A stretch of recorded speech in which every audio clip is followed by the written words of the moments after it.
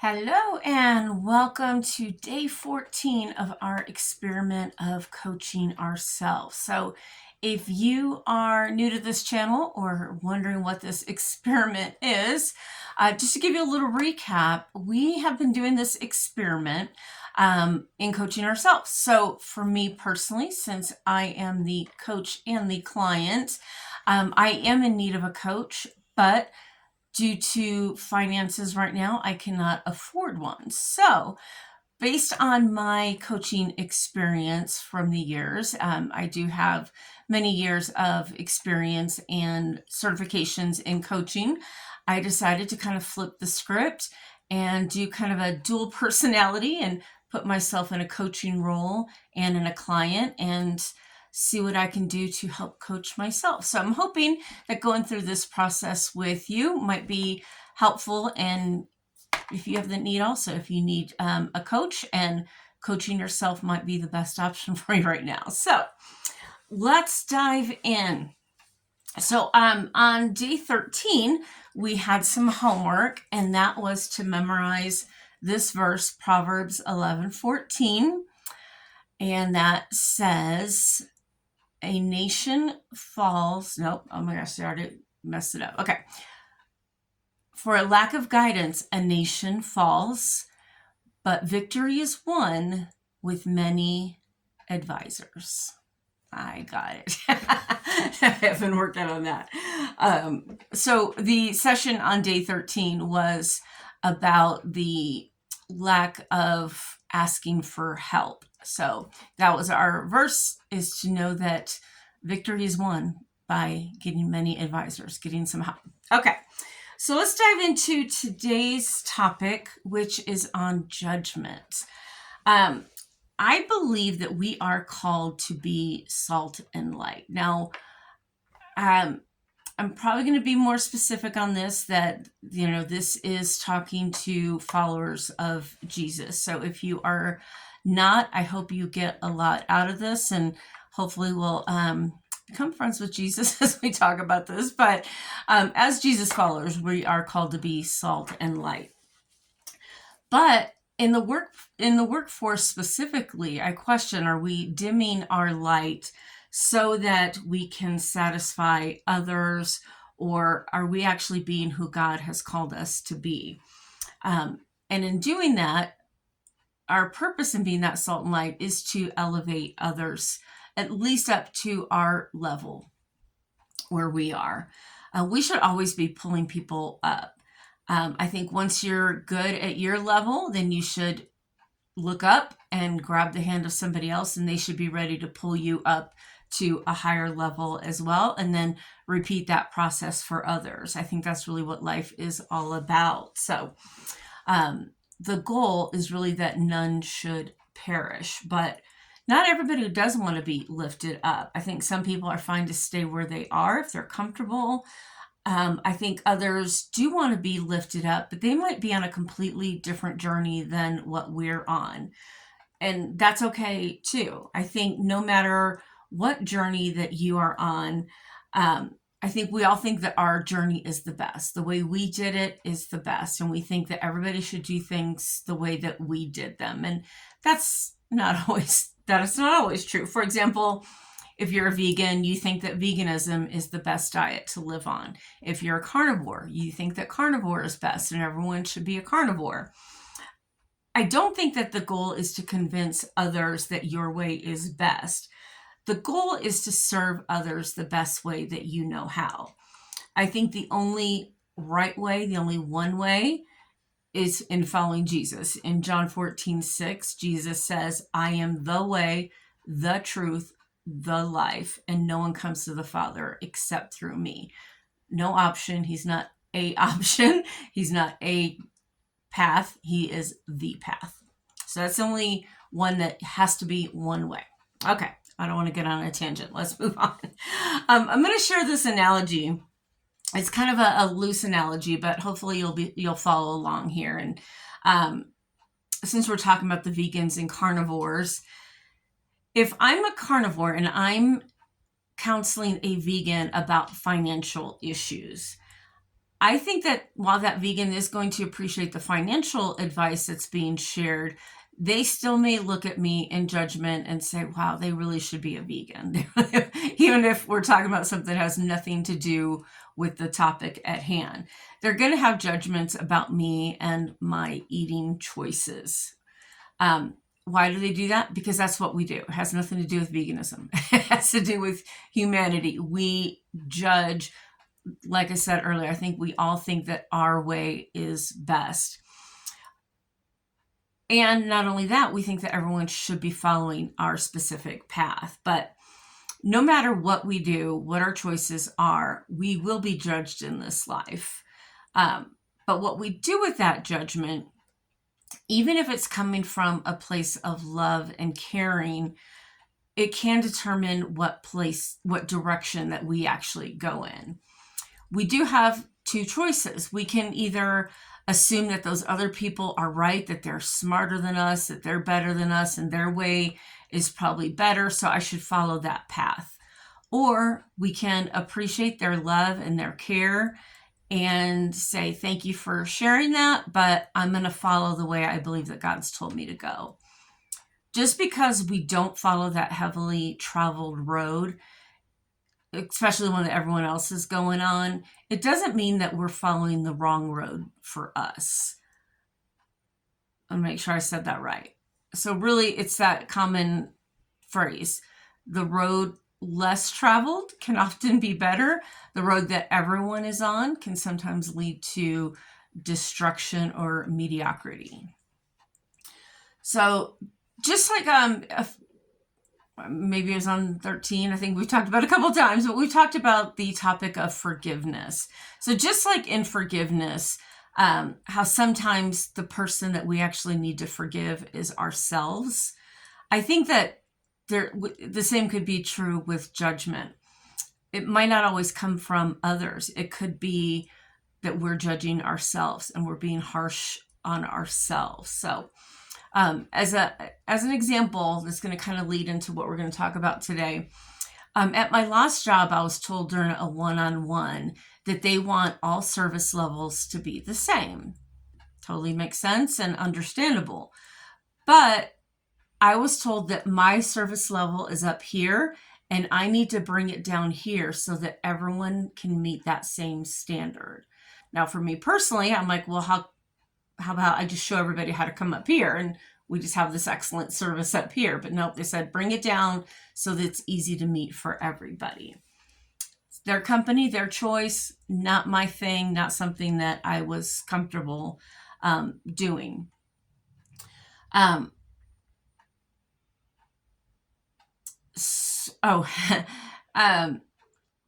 was just thinking how we need to have, not only in our work, but I think in our everyday life, we need to have that highest level of service, authenticity, and we should not compromise who we are, no matter what those people around us suggest. Again, whether it's in the workplace or it's our friends, it's our family, no matter what they suggest or think about us, we should always be living at our highest level. So let's dive into our coaching questions for today and see how judgment is affecting us as a whole, me as those two people. All right, so let's dive in. Our coach question is, we missed our coaching session yesterday. Is everything okay? My answer was, yesterday was a hard day. You can walk in faith and focus on a compelling future and trust that everything's going to be okay, but things like a major bill being due and knowing that you have no way to cover it can throw you into a tailspin. Negative thoughts like, you're an idiot for thinking that this idea of you can do something other than trading your time for money would ever work. Or, you've been rejected more than Akeem Olajuwon his entire career blocks. The follow-up, it just made me think, I used to be a really huge basketball fan, so you can kind of tell that generation with my Akeem Olajuwon reference there, but he was great at blocks and rejecting shots, so that's where that reference comes from. So sorry about that. Anyway, so let me go back there. So my other negative thought was that you've been rejected more than Akeem Olajuwon's entire career blocks. When are you going to get the hint that financial success is not for you? Or your standards are too high. You should just take any job and be grateful. There are days when these negative thoughts are loud and intrusive and overpowering. I had to take a day to rest. Now, as a side note, I have actually applied for every kind of job. Something simple as being an expediter at a chain restaurant, or even at another restaurant just managing to-go orders, but I was declined for those jobs. So back to our coach's question, how are you feeling today? Starting the day with confession and accomplishment helps. Being honest with God and saying, some days I feel defeated. I'm not up to the task and I'm sorry for that. Also doing little things like changing an outdoor light bulb that was in a challenging light fixture covered in web and spider webs, and doing laundry started my day on the right tone. Coach's comment or question, let's talk about yesterday and what you feel like defeated you. My answer was it was another day of not enough. I had a bill to get paid, and this bill had to get paid no matter what. I did pay it, but it took every single cent I have. But you did it. Yes, but I'm frustrated that I'm living like this. I'm not frustrated that I don't have the money to pay. I mean, I could tap into resources or ask a friend. I'm just frustrated that I'm competent to do this myself, but I feel like I'm constantly defeated. How has it been since you've committed to sharing your struggles with your friends? I have one friend who has been very encouraging. We share the same heart for service. It's been hard because I know she wants to be able to help me more than just encouragement. And it's hard on me to give her this burden, but I think it's helped me be able to talk about it, and maybe it's helping her knowing that she's serving me by just listening. Anyone else? I do have a couple other friends who I share some, but not all. I want to share more, but they have a different mindset. Not wrong, just different. They're a bit older than me. They really want me to get into a good job, and I get it. That worked for them. It's discouraging for me because I know a job wouldn't meet my needs. I mean, well, it would some financially, but I would be limited by the value that the employer gives me, not the value that I know I could provide to society. Think of a time that you felt financially competent and confident. What factors contributed to that feeling, and how can you recreate them? I was confident when I lived with my family, my ex, my mother-in-law, and my son. We were all contributing to the household. My ex-mother-in-law still likes me, but I'm rejected by the men in my life. I'm truly okay with it, except for the fact that I'm not able to pay my bills on my own. I feel like Jesus is my only provider, which he does want us to do according to John 15. Specifically in John 15:5, where Jesus says, apart from me, you can do nothing. Coach's question, do you believe that this verse is true? I do believe this is true, but sometimes I question if it's true for me. Maybe it's the micromanager in me, but I try to fight the micromanager in me. But if I fully trust God and he tells me no, or if his will is that I lose everything and live in my car, I think it's going to make him look bad. People will say, look at her. She trusted God and look where she's at. I don't want people to move away from God because they see my faith and how God was not a provider for me, or think whether or not you're with Jesus or not, it doesn't matter. Or she was devoted to Jesus, she was not apart from him, and she still got nothing and is nothing. So none of this has happened yet. You're in a valley, but it's not over. You are already projecting how it's your job to protect God and his reputation when he fails. My answer, yes. It sounds ridiculous when it's repeated back to me, but I don't know what to do while I wait. Coach's comment: your job is do not be afraid, just believe. And that comes from Mark 5:36. Now, a little side note or backstory. I have this notebook that I refer to. I was trying to do it every day, but it's kind of long. So now I'm committing to every other day. And in this has 30 different statements and a Bible verse that proves that that statement is true. So it's just kind of reminders for me to look at every single day to remind myself of the truth and stop listening to the lies that are going on in my head. And one of them, one of my statements in there says, I will give no energy to outcomes I do not desire. And then the corresponding Bible verse comes from Matthew 15:28. From the Amplified Version, it says, then Jesus answered her, woman, your faith, your personal trust and confidence in my power is great. It will be done for you as you wish. And her daughter was healed from that moment. Oh, I always love when those little tears come. We talked about this before. That means there's something of value there, so pay attention. Okay. Coach's comment. So you say you won't give energy to outcomes you don't desire, but, and my reply is, yes, I do say that, but the reality is the Lord gives and he takes away. I have to focus on the outcome that I want, knowing that God might have another idea. I'm living in tension between the two. Coach's comment, welcome to life. And then this is also from the coach. Do you know that you are showing your faith in God when you are planning for disappointment? Faith without works is dead, and you are working towards disappointment and failure. And my reply is guilty.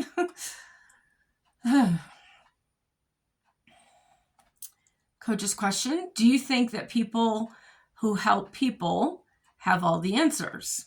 No. Do you think that you can serve people even if you don't have all the answers? Yes. When do you feel like you're an imposter regarding your financial situation? And what would prove to yourself that you truly belong in your desired financial status? And I forgot to recap this at the beginning, but for those of you who might be new, the whole coaching is all around, or primarily around financial needs, issues, mindsets, etc. My answer: I feel like an imposter because I know I am competent serving others, adding value, and being able to take care of myself, but for some reason, I'm being blocked at every turn. What would prove to yourself that you truly belong in your desired financial status? My answer is when I can be a contributor, a giver, and not in need of being a taker. I want to be able to receive gifts well, to honor the giver, but I don't want to be in a position where I need others to take care of me. Where I can give freely, I will know that when I can give freely, that's when I'm going to know that I'm in my desired financial status. Coach's comment. You know Tony Robbins saying, life is happening for you and not to you? Yes, I do. How can you use your unique experiences and insights to believe that this financial path you're on is happening for you and not to you? What compelling future can you use this for that excites and empowers you, regardless of others' opinions? And my reply is, as hard as it is sometimes, I truly believe that all of this rejection is telling me that my light is to serve people in the way that I see fit. I have many years of experience. I have the right motives and the desire to serve people. I need to break from the mindset that the only way to contribute in the world is by working for somebody else. Working for someone else was right for me at a time and at those certain times in my life. It might be right for others, but for me right now, I need to take a new path. So the lesson in this is, if you are serving others and making a living by doing it in a unique way, who cares what other people think about you? They're judging you from their frame of reference. Another way might have worked for them, but that was their path. That was their prescription of a clear vision for them. A good example of this is that I have many friends who have many children, and I only had one. I think kids are amazing, and if you can have a lot of kids, I think you should. I truly, truly believe that. But personally, I can't relate to it. And I have to be careful when I'm around these friends not to say things like, oh my, there's so many kids, because I don't want my friends to take it wrong. It's not that I'm casting any judgment on it. It's just that I can't relate to keeping track of more than one kid. I also could be judging myself based on my past frame of reference. For example, I've done pretty much the same thing for almost 40 years when it comes to employment or income. Those are hard patterns for me to break, but for me, I am charting a new path, a path that I have faith that is going to work, because I want to, and I am in the light that God created in me. I'm being authentic. I have the right motives, and I want to serve others. So my action. Now, today was a big day for vulnerability. And I don't know if any of you have tried to do this, sharing all your struggles and you're sharing your heart in the YouTubeverse, but it's a challenge. While it's hard to be vulnerable, I do believe that vulnerability shows an authenticity, and authenticity is what so many of us crave these days. It's what connects us to each other. So breaking patterns is not always easy. It's not really easy to do in one day, and it's not easy to do by yourself. Today in this experiment marks day 14 of 30. We're about halfway through the experiment. So my action step is I'm ready to turn around and pull somebody else up where I am. Even though today is day 14 of this experiment, it's not day 14 of my coaching experience or my coaching practice. One of my mentors actually charges up to $40,000 an hour for coaching. I believe that I have skills and abilities to meet you where you are, to recognize where you're at and some patterns, and to lead you to more growth. If I'm being honest, I don't feel like I'm at that $40,000 an hour range yet. But today, I want to help people to be where I am. If you are where I was even 14 days ago, if you need a coach, if you need a cheerleader, a guide, but you can't afford the hundreds of dollars that coaches may hire, my action step today is to offer a solution for you. If you do need coaching, if you feel like you're at a place where God is wanting you to fill a place that you feel like I have more to offer, but I need to follow those steps that mom and dad did, or this is what my friends are telling me to do. I need to do what everybody else is. I need to get that 9 to 5. I need to go to school. I need to do whatever. And you're just getting this advice from other people. Again, I don't want to be another person to tell you what to do, but I would love that opportunity to coach you, to maybe ask you some questions, to get you to start thinking, like, where is it that I really should be in my life? What direction should I actually be going?